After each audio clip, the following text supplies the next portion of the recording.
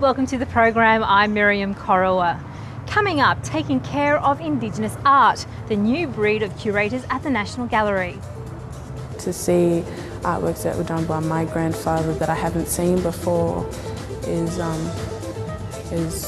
big inspiration, and it's really eye-opening for me. But first, Christmas is a relatively new concept in Aboriginal culture. It was introduced when missionaries moved into remote areas last century. And as Louisa Rebget's discovered, for the Yolngu people of Arnhem Land, this time of year has developed a deep meaning. This traditional ceremony to remember the dead is a Christmas ritual for the Yolngu people of northeast Arnhem Land. We celebrate Christmas by ceremonies, coming together.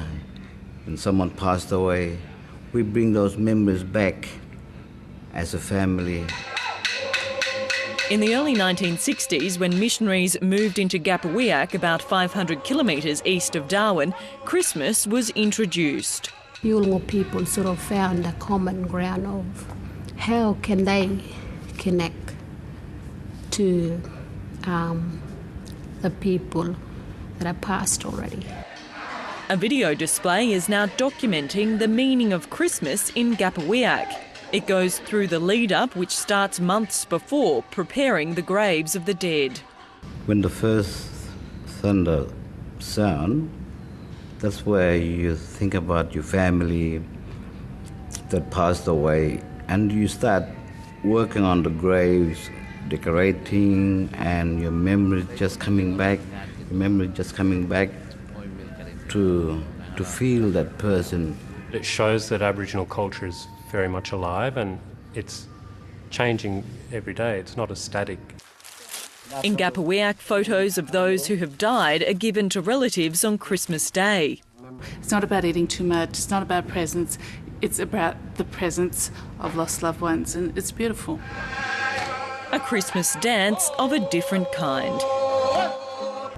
Well, there's nothing uncommon about the sound of Christmas carols ringing through the city streets at this time of year. But a choir with a difference is visiting Adelaide, with Indigenous children bringing their own language and sounds to the carol's tradition. Leah McLennan went along to join the festivities.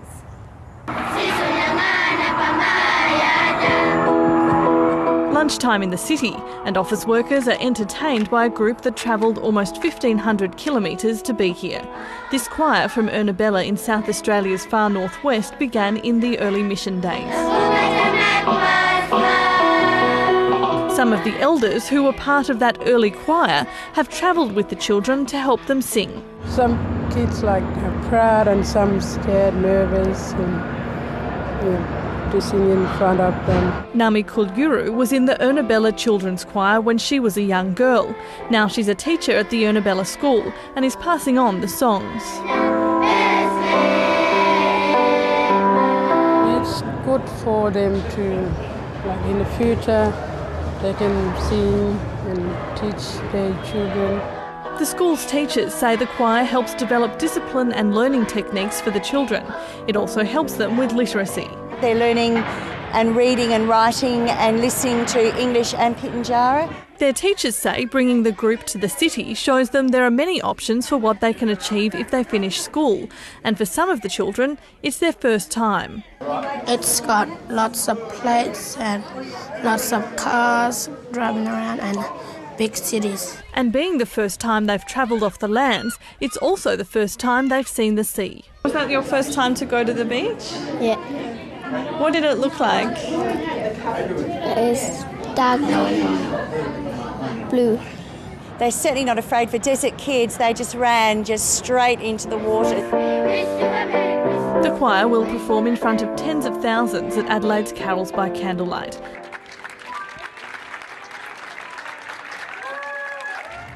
In Arnhem Land, one of the region's major employers is in trouble. The Lanapoi Homelands Association provides services to people living in small outstations in especially remote areas. It's warning the federal government that if it doesn't get a cash injection soon, it will cease operating. Here's Katrina Bolton. Trouble is brewing in Arnhem Land. Rangers have some of the few jobs available, but the organisation that runs them is warning it could collapse.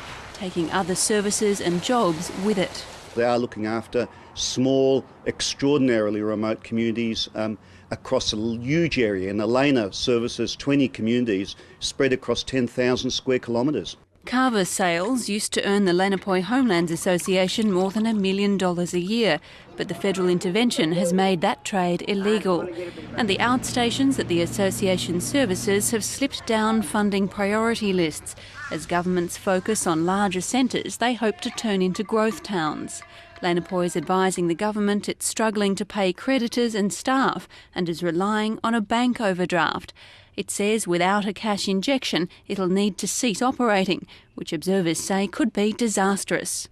What you will see is people suffering, and you will see the gaps widening rather than closing, and this is totally against overarching Northern Territory and Commonwealth Government policies. The federal government has released a statement saying it's appointed a funding controller and is working to make sure services continue.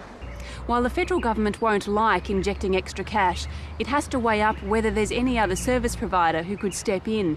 And it has to decide whether the cost of a bailout is less than the cost of allowing the organisation to fail. Difficult answers that come with a taxpayer price tag. Aboriginal artists are famous worldwide, but whilst there are many Indigenous people who create the works, very few are employed to market, conserve or curate them. The National Gallery of Australia wants to change this, and it invited 10 Indigenous art leaders from around the country to learn aspects of the business firsthand. They've been in Canberra for the past 2 weeks, and Kate Evans joined them for a day.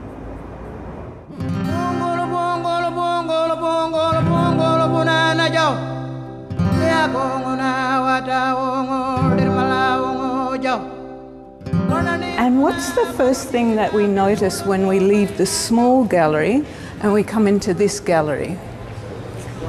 It's a lot brighter and the works are larger.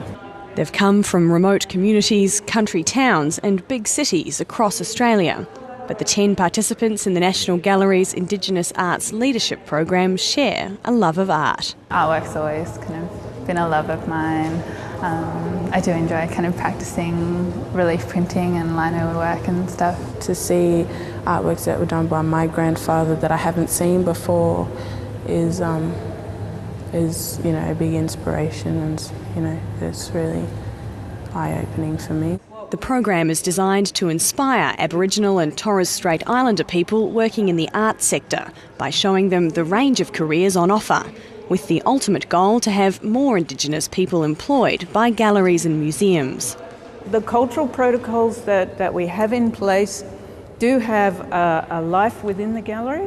We did a recent count and there is approximately 15 Indigenous curators in both institutions and working independently. So we don't have enough. But we're not just happy to say we need more Indigenous curators. We actually want more Indigenous conservators, arts administrators. We want more Indigenous people working in sponsorship and philanthropy. That's why we need more Indigenous people in institutions, is so that we can respectfully and appropriately engage with amazing artwork, but also be in key roles where we can teach and tell non-Indigenous people about the complexities of our culture and the richness and the beauty.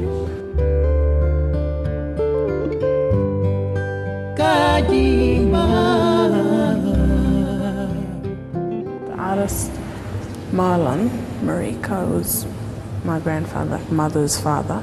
So he was one of the first men to allow in our area for women to paint bark paintings. Ruby Alderton comes from an artistic family in Yirrkala in northeast Arnhem Land.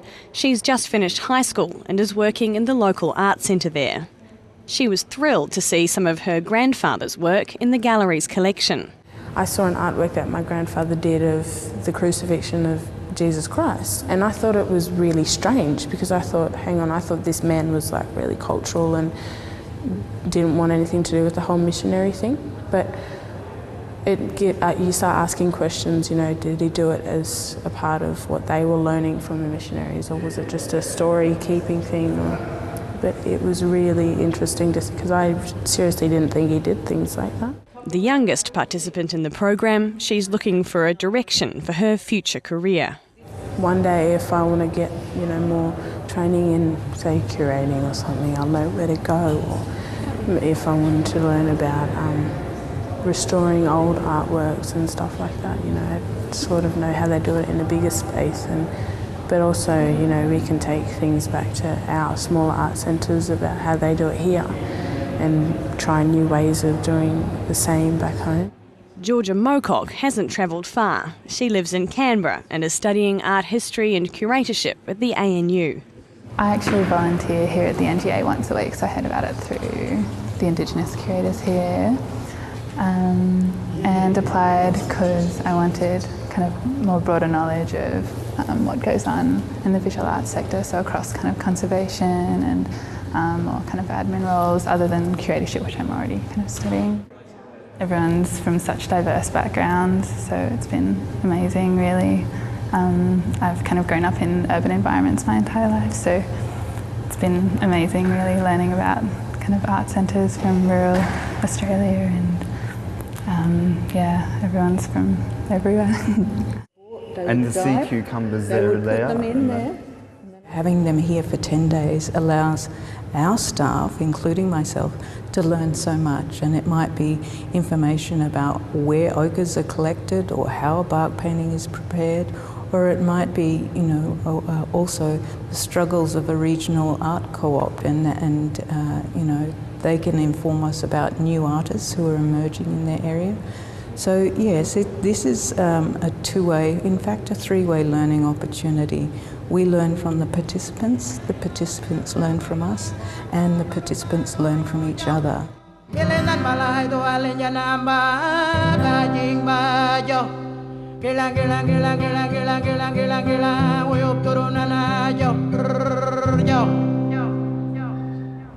And that's all for this episode of the Indigenous Quarter. If you're interested in Indigenous issues, you can catch our message stick documentaries running throughout the summer here on ABC News 24. That's on Saturday afternoon at 2:30 Eastern Daylight Time. I'm Miriam Korowa, and I'll see you again soon.